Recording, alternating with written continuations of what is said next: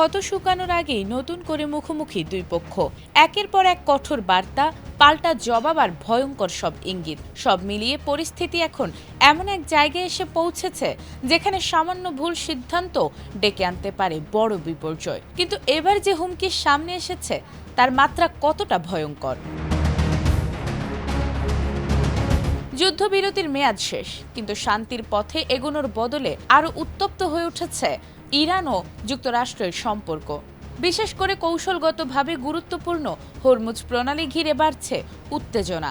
একের পর এক হুমকি, পাল্টা হুমকিতে স্পষ্ট হচ্ছে দুই পক্ষই এখন নিজেদের অবস্থান থেকে এক চুলও সরতে চাইছে না। এর মধ্যেই ওয়াশিংটনকে সরাসরি ভয়ঙ্কর হুঁশিয়ারি দিয়েছেন ইরানের পার্লামেন্টের জাতীয় নিরাপত্তা ও পররাষ্ট্রনীতি কমিশনের সদস্য ফাদা হোসেইন মালিকি।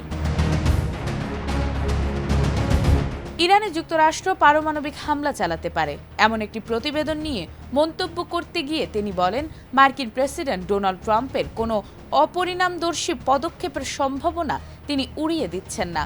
তবে তার মতে এমন সিদ্ধান্ত নেয়ার সাহস ট্রাম্প করবেন না, কারণ যুক্তরাষ্ট্র যদি পারমাণবিক হামলা চালায় তাহলে এর পরিণতি শুধু ইরান যুক্তরাষ্ট্রের মধ্যে সীমাবদ্ধ থাকবে না। এরপরই আসে সবচেয়ে বিস্ফোরক বক্তব্য। মালিকিকে সরাসরি প্রশ্ন করা হয়, যুক্তরাষ্ট্র যদি ইরানে পারমাণবিক অস্ত্র ব্যবহার করে তাহলে কি ইরানও একই ধরনের অস্ত্র দিয়ে পাল্টা আঘাত করবে? জবাবে তিনি বলেন, যুক্তরাষ্ট্র যে অস্ত্রই ব্যবহার করুক ইরানের জবাবও হবে সেই অনুযায়ী। এমনকি প্রয়োজন হলে যুক্তরাষ্ট্রের যে কোনো পদক্ষেপের জবাব সমপর্যায়ে কিংবা তার চেয়েও বেশি মাত্রায় দেয়া হতে পারে বলেও সতর্ক করেন তিনি। তবে গুরুত্বপূর্ণ বিষয় হলো, ইরানের হাতে পারমাণবিক অস্ত্র রয়েছে এমন দাবি সরাসরি করেননি মালিকি, বরং তার বক্তব্য তেহরানের হাতে রয়েছে একাধিক সামরিক বিকল্প। ইরানের অনেক অস্ত্র ও সামরিক সক্ষমতা এখনও প্রকাশ্যে আনা হয়নি বলেও দাবি করেন তিনি।